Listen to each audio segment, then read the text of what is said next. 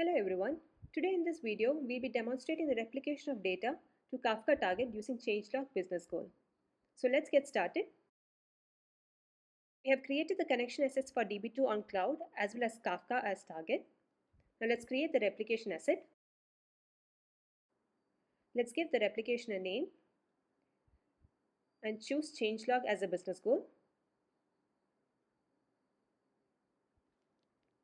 Now let's choose IBM DB2 on cloud as a source. So choose changelog demo as a source schema to replicate. We can see that there are no tables in the schema, so let's create a table along with some data.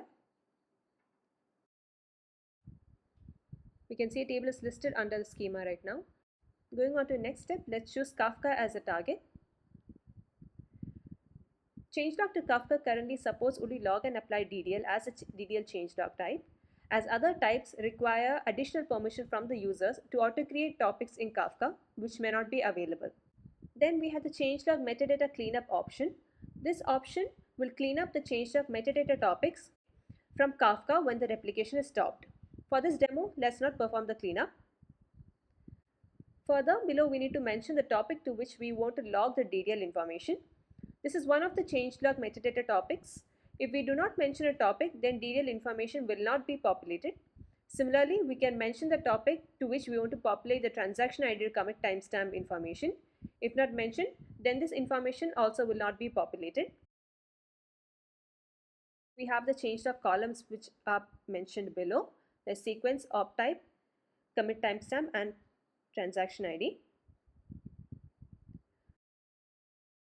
Now let's choose a target topic to which we want to replicate the source information.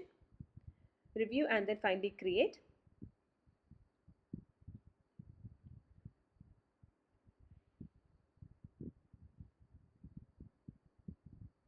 Let's start the replication and wait for the initial sync to be complete.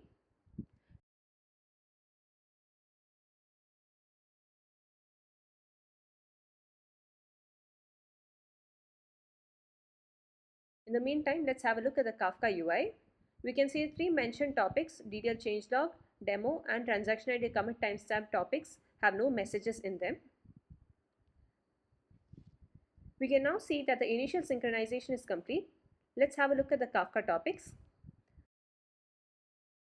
So in DDL changelog topic, we have one message and it records the create table statement which was a DDL applied. There will be a header which gives additional information such as schema evolution counter which will be incremented on each DDL operation. Then comes the demo topic which has two records.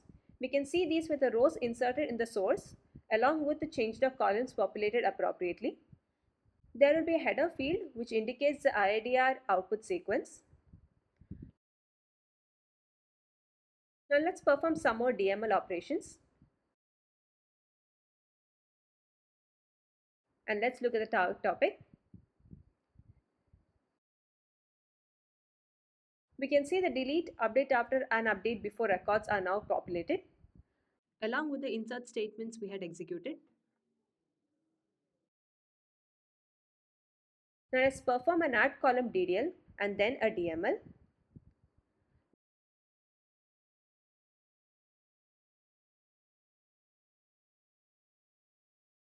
Let's first check the DDL changelog topic. We can see a new record for the add column DDL is now inserted.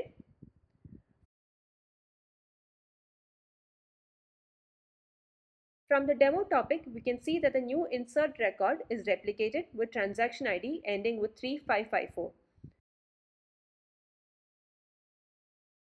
Now let's look at the transaction ID commit timestamp topic. We can see the record corresponding to transaction ID ending with 3554 is present along with the commit timestamp.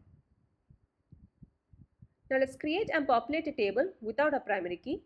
Changelog does not require primary keys in source tables, so this table should replicate.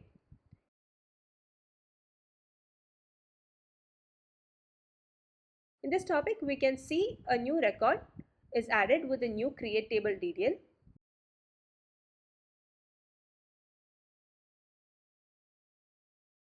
Now from the demo topic, we can see the two records in the new table is now replicated.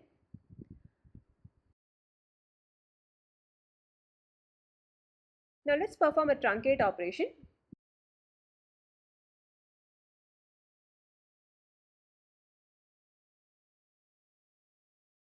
We can say a truncate DDL is now logged in this topic.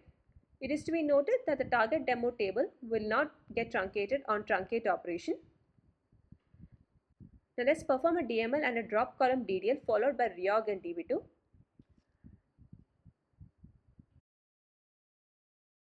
Let's first look at the DML.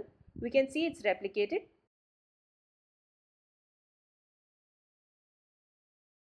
Now from the DDL topic, we can see the drop column DDL is also recorded.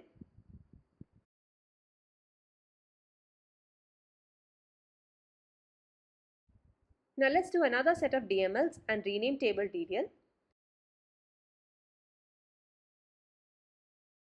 We can see the rename table DDL is logged.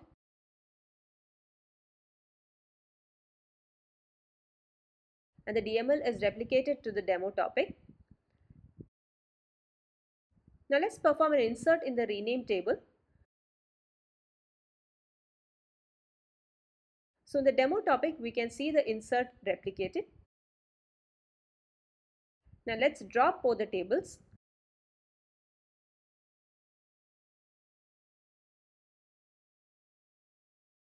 So in the DDL changelog topic, we can see the drop table DDL is logged for both the tables. This brings us to the end of the demo. Thank you.